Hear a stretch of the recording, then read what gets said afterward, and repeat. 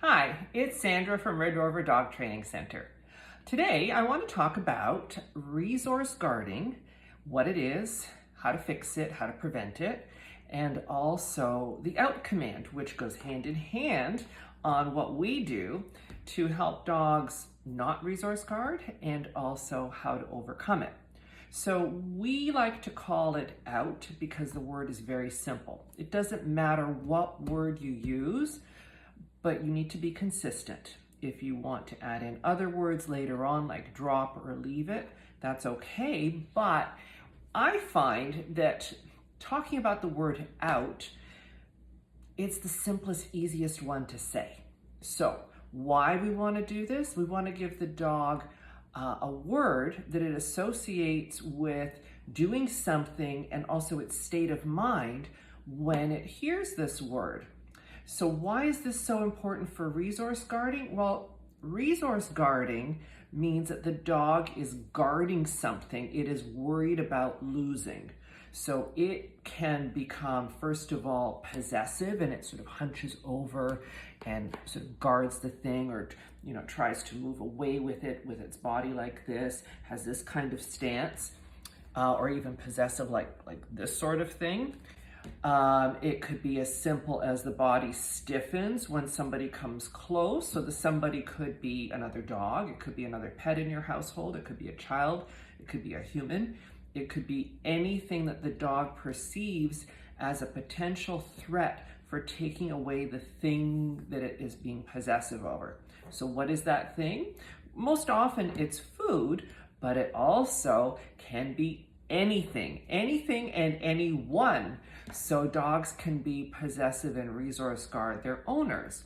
They can do that over, let's say, you have a new baby and the dog, you say, oh my God, the dog is so great with the baby, it won't let anyone near it. Well, that's not a very good thing, because it's good. You don't want just anybody going up to the baby, but the dog is actually resource guarding it. Possibly. I mean, there are some dogs that just guard your thing, but there are dogs that resource guard their humans, their family, one family member from another, the couch, furniture, their crate, their food, their empty dog bowl, a stick that they found, anything. It can be anything. It can even just be space, the space that they're in. If they're lying there and somebody approaches and then all of a sudden you get a growl or a fixed stare, that's not a good sign. So we need to teach the dogs that they can't do that, because that's not appropriate. So we don't teach them by forcefully taking things away from them. So that's what we don't want to do. There are so many videos and recommendations, and this is actually very, very old school, and there's nothing wrong with old school. I'm old school. I'm 65. I am old school. I grew up old school. There's lots of great old school stuff. But the idea of, while your dog is eating, sticking your hands in there, messing with its food and taking it away randomly for no reason at all, that can cause resource guarding where none may have existed if you just left the dog alone to eat. So yes, ideally, absolutely, you or anybody around should be able to come up near your dog, walk near your dog, even pick up their food if necessary, but we like to teach it differently. We don't want you to just start randomly just sticking your hands in the dog's food, because it could be okay for 6 months, a year, and then one day the dog goes, you know what, I just don't get this, and snap, you get bit. And you will say, it just came out of nowhere because I've been doing this for so long and nothing has ever happened. Well, first of all, the dog may have stopped eating and you didn't notice and it stiffened. That's your first sign. The next sign could be there was a slightly lifted lip, a little snarly face. The next sign could be a low growl that you maybe didn't even hear. Then, if that doesn't all be handled early on, the next thing, if you keep pursuing this sort of action, is the dog will just bite you because you're not listening to all the warning signs. So we don't recommend just messing with the dog's food. The dog should just be allowed to eat. for dogs that have a tendency to possibly be a resource guarder, and for young puppies or a new dog that you bring into your home, have them on leash, first of all, have them contained somewhere, and you can put more food in as the dog's eating. So drop it in, you know, the dog is eating, drop in a treat, drop in a piece of kibble, that sort of thing. You can also give half the portion of food and then have the dog sit and put the rest of it in when it's finished. But this is where we like the word out, or to teach it some command so that it understands what we're doing. So let's start with the word out. With a young dog, a puppy, the best thing to do for any action that it's doing, but especially when it's releasing something from its mouth. So a puppy will often have something in its mouth. It'll be biting on a toy, whatever. You're just going to say out when it drops the toy. So you're going to be watching your puppy, and people do watch their puppies. Their puppies are adorable. And they're often playing, and they'll release an object. And as they release it, you say out. You don't give them any food for doing this. You just say the word, okay? Super important. They don't need a reward. It's just an action that they are giving you, and you're putting a word to it, okay? So that's how we start. And you don't do anything beyond that. Don't overpraise, don't do anything. It's very neutral, okay? The next step is we put the dog on a leash. And if it's a puppy, it'll be on a harness. If it's an older dog, it'll be on a training collar. And we walk them towards something, or they will do it themselves. And before they get the thing, we say out, and we tuck them back. And then we relax the leash, right? Super simple. So it's not when they're full-blown crazy, attacking the thing, doing that sort of thing. It's just as they're walking towards something, and it doesn't even need to be something that is super desirable. It's just something. So they start to walk towards it, you say out, and you tug them back and relax. So it's super important to relax the leash.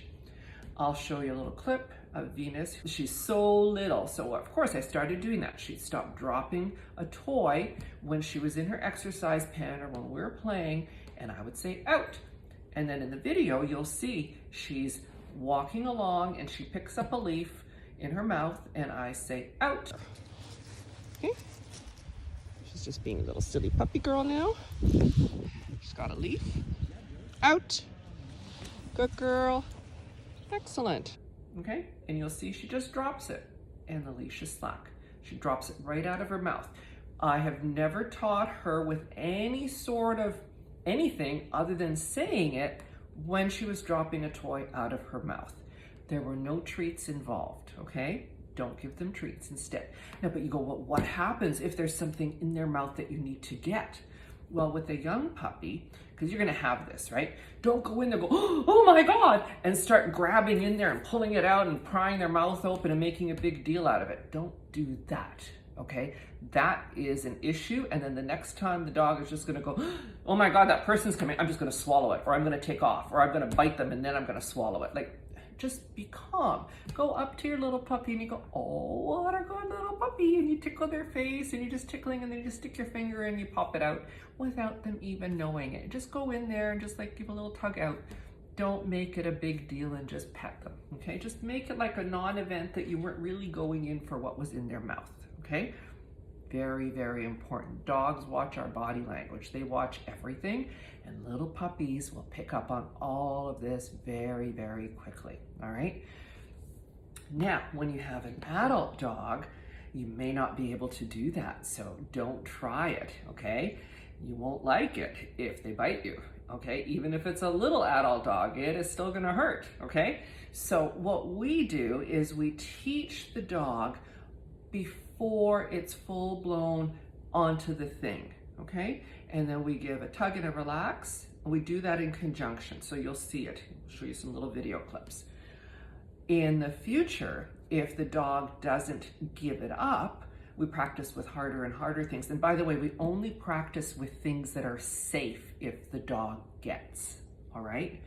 What we don't want you to do is when the dog has something and you know that they're resource guarding this, and you know they're possessive over this, and you know that they're going to nip at you because they already have, or they've been super growly at you, you're not going to go in and say, well, I'm just going to show you who's boss, and I'm going to take that thing, and you're just going to give me this. Well, that's how people get bit, and that's how you make resource guarding much worse, or create it, because the dog might just be playing with you and you might be getting a play growl, but you come in like, oh yeah, I'm the boss here, and we're just going to do this. No, we're not. What we're going to do instead is whatever it is that your dog is possessive over, could be the food bowl, you're just going to leave them to eat. When the dog is out of sight of the food bowl, the toy, whatever it is, if there's a particular object, it's much easier to deal with. You just wait till the dog is out of sight. You say, hey, who wants to go outside? You go outside, or you go for a car ride, or go for a walk or something.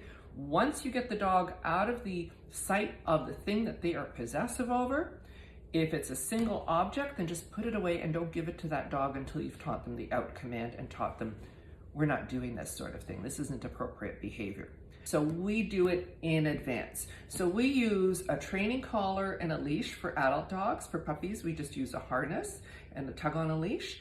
And for the older dogs, and especially if they're like really not good about this sort of thing, we use the remote e-collar. It really helps neutralize things, and it helps enforce things when we don't even have a leash on the dog if they're not listening, okay? Because this can absolutely be life-saving for your dog, especially if they tend to swallow things, but they could zoom in, you drop something on the floor in the kitchen or whatever, something drops that is really not very good for them, like say some medication you might be taking, supplements, foods that aren't appropriate.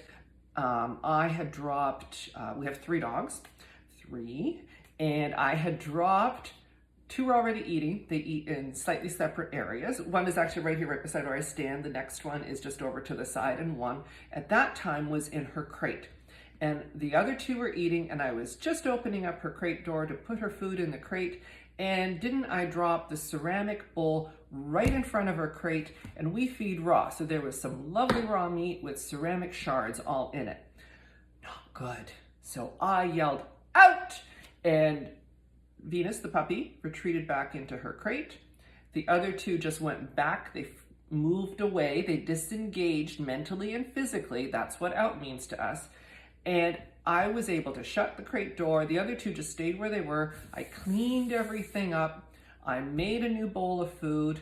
And then I released the other 2 and I gave Venus a fresh new bowl of food. Nobody got hurt. There was no drama. It was one single word, and the dogs knew to mentally and physically disengage themselves from whatever. So they hadn't even gotten close to me yet. They just understood that they don't move now. They just back up and go, okay, I wait here until you tell me to do the next thing. That's why the word to us, out, is great, because it's short. If you need to say it quickly and sharply, it's easy to do. Leave it is longish. It takes longer to say. You can use it. I don't care. If it works, that's fine.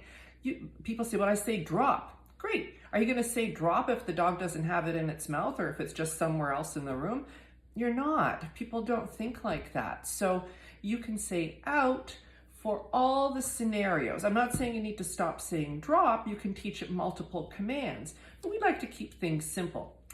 The other thing I hear all the time, this is so funny, people say, well, I say outside. Isn't that going to confuse the dog? No, because you say outside. You don't say out. Out needs to sound a little bit sharpish, okay? You don't go for outside. You don't go out. You don't. Nobody does that, okay? So we say outside for our dogs. We say out for the release word out of their mouth or disengage mentally and physically. We also use it for playing tug or fetch. It's a great word for everything. It teaches them so many things. Again, the word is up to you. It needs to make sense to you. You may say, well, I speak a different language. Great, I speak 4 different languages. Just use the word in English because that's what comes into my head the fastest. It's whatever is going to work for you. The dog will put the meaning to the word that you give the meaning to that word, right? So if I say outside and I'm walking to the back door, or, you know, they've put it together that that's what that means. And it does not sound the same as out It doesn't, okay? If you think that you're gonna be making mistakes with this, then get a different word. It doesn't matter. You just need to be consistent, and the word needs to make sense to you, okay? So we're gonna show you how we teach this. It's super simple. We start with things that are on the ground. The dog is on a leash and something on its body, harness, training collar, whatever you're using. For puppies, harness is best. You have them walk towards it and you say out and you tug them back. So you use the leash to give them directional info. So at first it could be a longer tug and then relax. And then in the future it could be a snappier little pop and then relax. So I don't mean relax to give them all the leash. I just mean you relax the tension on the leash. Now, if you have a confirmed resource guarder that bites like crazy and is bad, we're gonna muzzle condition the dog so you can practice safely. And also you can use like a leverage pulley type system by using a long line and feeding it through like the leg of a couch, so that if you're alone, or even if the dog doesn't care who's holding the leash, because sometimes they resource guard towards one person more than another. But to be safe, you put the long line, attach it to the dog, feed it through like the leg of a couch or something sturdy. If you're outside, you can use a tree or a pole or something like that. And you're gonna stand in front and the dog will have the thingy and you're gonna have the long line in your hand. And when you say out, if the dog doesn't do it, you tug straight back and it's gonna pull the dog away from you, and the dog can't get to you in case that's the scenario, all right? So it's very safe, okay? It's very important to be safe, and if the dog is full-blown Cujo on you, you're not gonna do it. You're gonna wait till the situation neutralizes, so that usually means the dog, if you can break its concentration, like, I don't know, use a squeaky toy, use something, don't trade food, okay? I did that with Jupiter. Jupiter was my Munsterlander dog that I adopted when he was about 6 months old or so. And I went to a positive only trainer with him. Yeah. And you know what I taught him to do? I taught him to steal more and resource guard more, because we traded with food. So that did not work. Don't do that, okay? It's not good. I did it. And this was many years ago. This was, 25 years ago. So same resources were not so readily available, okay? Don't trade with food, okay? But use a squeaky toy to break the concentration and move the dog out of the room. Call it to you. So see, the more training the dog has, the better it is. If it's guarding the crate, that's a different scenario. You have to work on that too. But right now we're just gonna talk about like an object, like a couch or even a person, okay? So now I'm going to show what we would do with a food bowl. So this is going to be empty. All right, so I'm just going to set it down. And this is where Venus now typically eats. There's nothing in her bowl. So before I open the gate, I say out, and she moves back. And then I open the gate, I pick it up, and she doesn't move forward until I say free, and then she comes out. All right, so many applications for the out command.